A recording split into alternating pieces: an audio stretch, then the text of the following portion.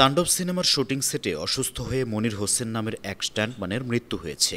কলাকুশলীরা জানান, রাজশাহী নগরীর হাইটেক পার্কে সেট বানিয়ে সিনেমাটির শুটিং চলছে। সেখানে মনির অসুস্থ বোধ করেন। পরে হাসপাতালে নেওয়া হলে চিকিৎসক তাকে মৃত ঘোষণা করেন। পরিচালক রায়হান রাফি গণমাধ্যমে জানিয়েছেন, মনির শট দিয়েছেন দুপুরের দিকে। শট দেওয়ার পর সুস্থ ছিলেন, সবার সঙ্গে গল্পও করছিলেন। হঠাৎ করে 2-1 ঘন্টা পর তার শরীর খারাপ করে তার মৃত্যু হয়। ধারণা করা হচ্ছে সকালের দিকে মনির মিনি হার্ট অ্যাটাক করেছেন। কাউকে বুঝতে দেননি। অল্প বয়সে তার এমন মৃত্যু কষ্টকর। অ্যাকশন অভিনেতা অভিনেত্রীদের উত্থানের নেপথ্যে থাকেন অজানা কোনো স্টান্টম্যান, অথচ দর্শক তাদের চেনেন না। ছবিতে অ্যাকশন দৃশ্যে নায়ক বা নায়িকার দুঃসাহসিক ডামি শট দেন স্টান্টম্যান। সিনেমায় লাফ দিয়ে কাঁচ ভেঙে ভেতরে প্রবেশের দৃশ্য, গাড়ির দুর্ঘটনা, অনেক উচ্চতা থেকে পড়ে যাওয়া, ঘোড়ার পেছনে টেনে নিয়ে যাওয়া ইত্যাদি বিপজ্জনক ঝুঁকিপূর্ণ কাজ করেন স্টান্টম্যানরা।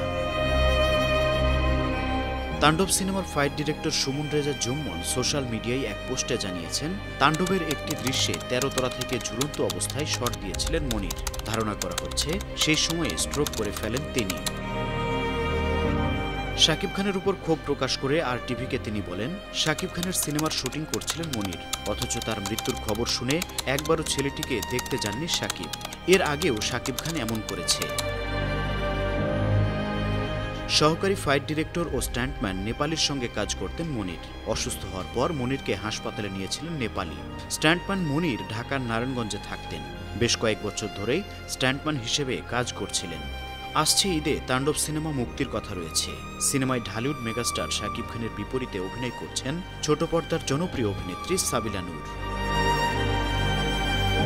বিনোদন ডেস্ক, 52 টিভি।